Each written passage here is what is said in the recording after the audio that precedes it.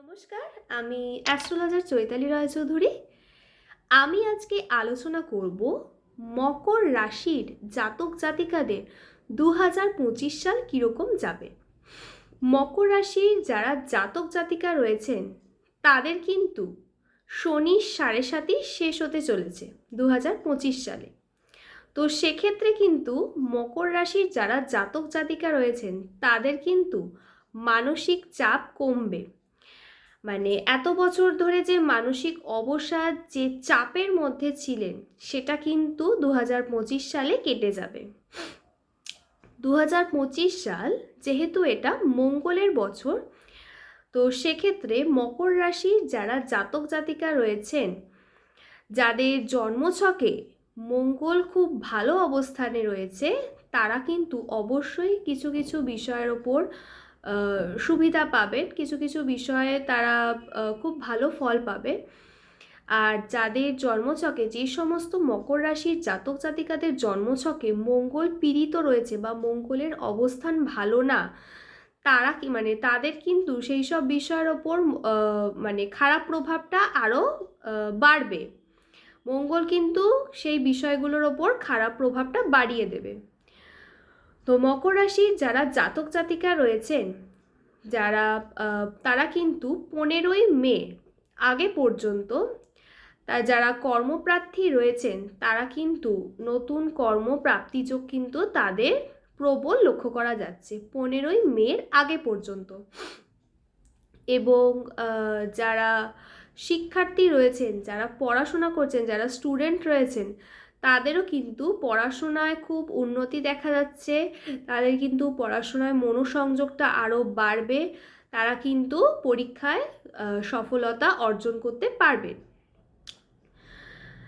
যারা দাম্পত্য জীবনে রয়েছেন তাদের কিন্তু বন্ডিংটা আরও স্ট্রং, এই জিনিসটাও কিন্তু লক্ষ্য করা যাচ্ছে। এবং যারা ফ্যামিলি প্ল্যানিং করছেন, মানে সন্তানের জন্য যারা প্ল্যানিং করছেন, তো তারা কিন্তু 15ই মের আগে পর্যন্ত কিন্তু তাদের জন্য গোল্ডেন টাইম, এটা বলা যেতে পারে। যারা সন্তান চিন্তা করছেন বা ফ্যামিলি প্ল্যানিং করছেন, তারা কিন্তু 15ই মের আগে পর্যন্ত তাদের জন্য কিন্তু গোল্ডেন টাইম।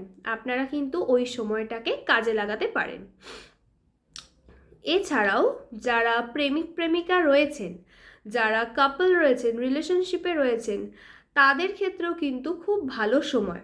যারা এতদিন ধরে রিলেশনশিপে রয়েছেন বা এবার বিয়ে করার বা এরকম টাইপের কিছু ডিসিশান নিচ্ছেন, তো তাদের ক্ষেত্রে কিন্তু বলবো যে 15ই মের আগে পর্যন্ত কিন্তু তাদের ক্ষেত্রে গোল্ডেন টাইম, তাদের ক্ষেত্রে কিন্তু খুব ভালো সময়। যারা বিয়ের প্ল্যানিং করছেন বা যারা অনেক দিন ধরে রিলেশনশিপে রয়েছেন, যারা এবার বিয়ে নিয়ে কিছু ভাবনা চিন্তা করছেন, তাদের ক্ষেত্রে কিন্তু বলবো গোল্ডেন টাইম।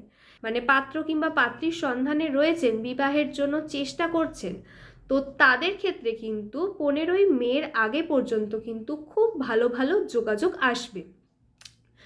এছাড়াও মকর রাশির যারা জাতক জাতিকা রয়েছেন তাদের কিন্তু শনির 7.5 শেষ হতে চলেছে। 30শে মার্চের পর কিন্তু মকর রাশির জাতক জাতিকাদের কিন্তু শনির 7.5 থেকে তারা মুক্ত হতে পারবেন। তো শনির 7.5 থেকে তারা মুক্ত হলে তাদের কিন্তু প্রথমেই যে সমস্যাটা কমবে সেটা হচ্ছে মানসিক চাপ। তাদের কিন্তু মানসিক চাপটা কমবে। আর্থিক দিক কিন্তু মোটামুটি শুভই বলা যেতে পারে।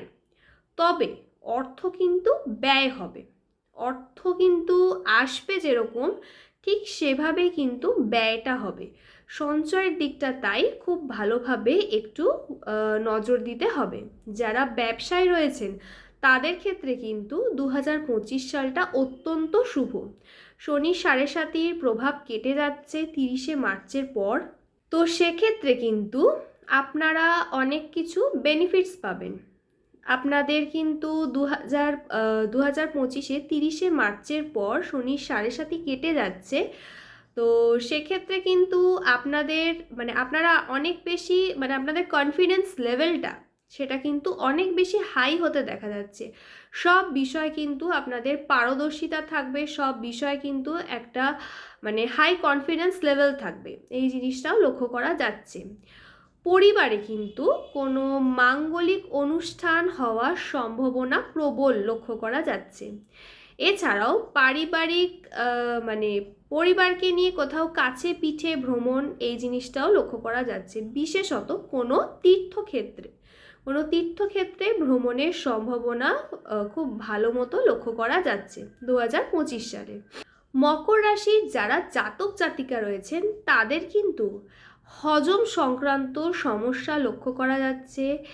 এছাড়াও মানে যারা মকর রাশির জাতক জাতিকা রয়েছেন তাদের কিন্তু একটুখানি ধার দেনা বা ঋণ সংক্রান্ত বিষয়টা কিন্তু লক্ষ্য করা যাচ্ছে। তাদের কিন্তু মার্কেটে ধার দেনা হতে পারে বা তারা কিন্তু একটু ঋণে জড়িয়ে পড়তে পারেন, এই জিনিসটা লক্ষ্য করা যাচ্ছে। তো মকর রাশির যারা জাতক জাতিকা রয়েছেন তারা কিন্তু মানে মানে তাদের কিন্তু আর্থিক দিকটা মোটামুটি লক্ষ্য করা যাচ্ছে। অর্থ কিন্তু আসবে, হাতে টাকা পয়সা আসবে, কিন্তু সেটা কিন্তু ব্যয় হয়ে যাবে, অর্থটাকে ধরে রাখতে পারবেন না, এই জিনিসটা কিন্তু লক্ষ্য করা যাচ্ছে। এছাড়াও মকর রাশির যারা জাতক জাতিকা রয়েছেন তাদের কিন্তু পরিবারের কোনো ব্যক্তিকে নিয়ে তাদের স্বাস্থ্যের দিকটায় কিন্তু পরিবারের কোনো ব্যক্তির স্বাস্থ্যহানি হওয়ার সম্ভাবনা লক্ষ্য করা যাচ্ছে এবং তার থেকে কিন্তু ব্যয় বাড়তে পারে, এই জিনিসটাও লক্ষ্য করা যাচ্ছে। তো মকর রাশির যারা জাতক জাতিকা রয়েছেন তারা কিন্তু তাদের কিন্তু পারিবারিক দিকটা যথেষ্ট ভালোভাবে লক্ষ্য রাখতে হবে। এছাড়াও গৃহে কোনো শুভ অনুষ্ঠান হওয়ার সম্ভাবনা লক্ষ্য করা যাচ্ছে 2025 সালে।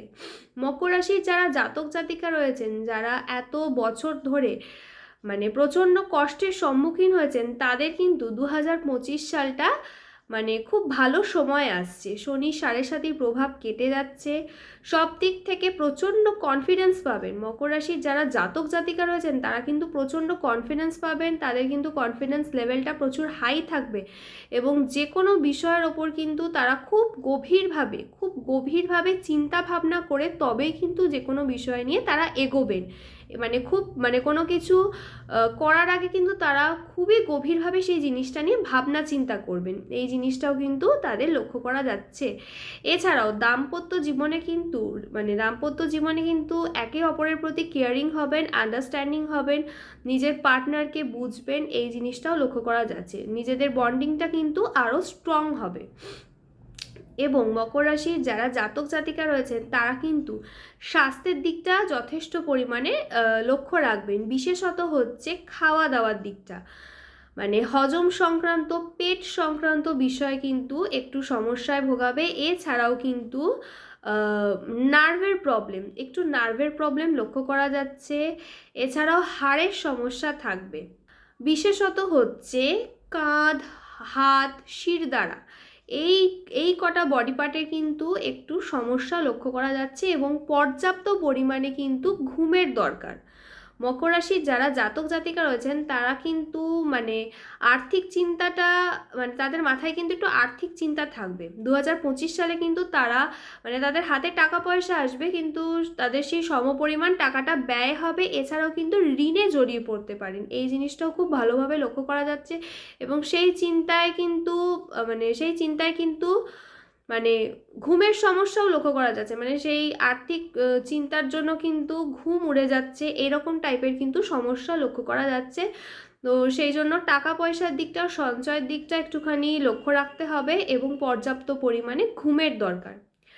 তো আমার এই ভিডিওটা যদি ভালো লেগে থাকে তাহলে অবশ্যই ভিডিওটাকে লাইক করবেন, শেয়ার করবেন এবং চ্যানেলটাকে সাবস্ক্রাইব করে পাশে থাকবেন।